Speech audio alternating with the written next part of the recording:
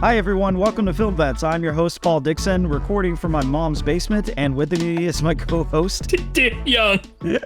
Yes, I'm traveling. I am not in my usual place today. I'm with my mom. I'm not in her basement. She doesn't have a basement, but I'm at my mom's place and having to record, so spending time with the family in Bama for the holidays. Dan, where are you at for the holidays? You at home?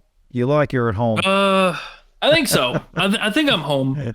I don't hear any banjos outside. So is that an Arkansas like theme song or like the theme national song anthem, a national anthem for Arkansas? Dueling banjos. Yeah. I thought Deliverance took place in Alabama. No. Where did that? West Virginia. Hold on. We took a hard detour. Welcome to Film Vets. Wow. It's a Christmas special. We need to look up How Deliverance. Is Deliverance a Christmas special? No, it's not in Alabama, thank God. What are we going to watch today, Paul? Well, since we didn't get to watch Oppenheimer last week, we watched Barbie instead. Or Oppenbarbie. So for anybody that hasn't, for anyone that hasn't seen our trailer for Barbie, you should probably go and watch the trailer reaction for Barbie, because we thought we were going to watch Oppenheimer, and it turns out that we got trailer catfished. So definitely go check that out. It broke my heart a little bit, but today we're finally gonna watch it. Let's watch Oppenheimer. Ja, das ist gut again.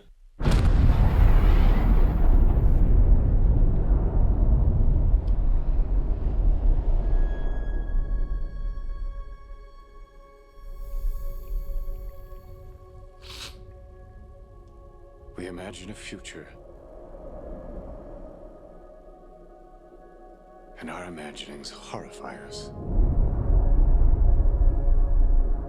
Oh man, I love Cillian Murphy. Until they understand it.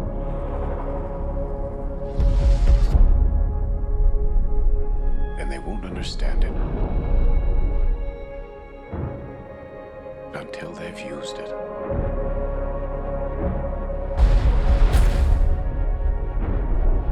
Oh boy. Theory will take you only so far.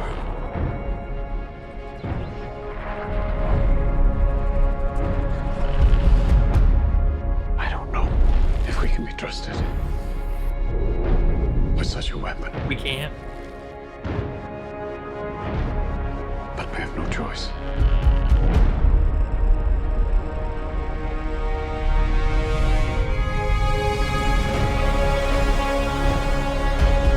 Oh, wow. Is anyone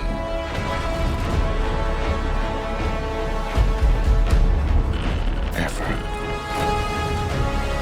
going to tell the truth about what's happening here?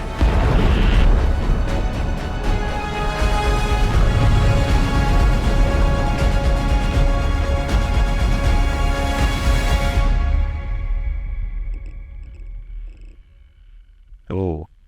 So that was the trailer for Oppenheimer. Dan, tell me your thoughts. How do I want to start this? Wow. First off, I'm absolutely blown away. Christopher Nolan, Pun intended? just from... Ooh, actually, it wasn't intended, but I like where your mind's at. Yeah. So Christopher Nolan, it has a tendency to make these just visually stunning movies, and I love them. There was the one, I think, Tenet, that I still haven't finished because I just couldn't wrap my mind around what it was or what was going on. You're not the only one. You're not the only one. And I tried so hard with that one. I wanted to like it, and I didn't dislike it. I'm just confused.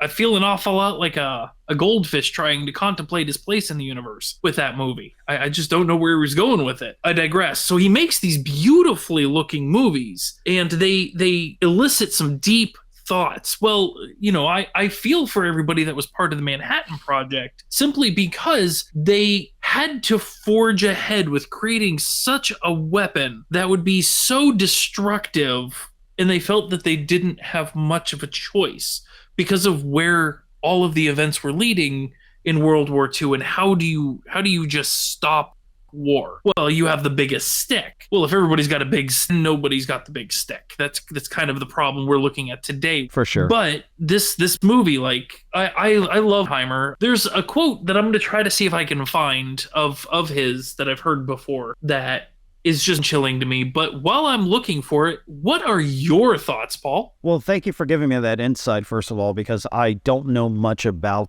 the story of Oppenheimer. I know very little, honestly. I mean, anything to do with Christopher Nolan, I'm there. Right? Opening night, even the only exception was Tenet, because it came out during the times of COVID and it was hard to get into a theater at the time. But I did see it at a drive-through, and I enjoyed it a lot. It wasn't his best film, but even a Christopher Nolan film at its worst is still a great film, to be honest. Mm-hmm. And I mean, I still think his best film, personally, I believe, is The Prestige. And that's...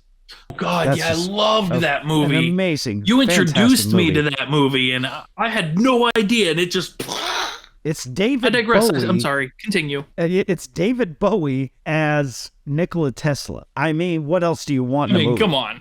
Going back to Oppenheimer, the visuals in this are stunning. And I would not be surprised if Cillian Murphy could get his, I don't know if this is first Oscar nom for Best Actor, but he looks like he's really bringing it in this film. I would not be surprised if he got nominated. Either way, it's going to be a journey, and I'm really excited. Do you have the quote? I do. I just wanted you to have a chance to speak your piece on it before I hop to it. I wish I had more to say, because I wish I had more to say, but to be honest, it's my background with that world or what he accomplished is very limited. So I'm just excited for the movie. But please tell me your quote. I've been a massive, just a borderline historian when it comes to World War II and you know the post-war reconstruction of society and what we look at, or how we look at everyday life. It's a lot like coming out of the Dark Ages and ditching the model of having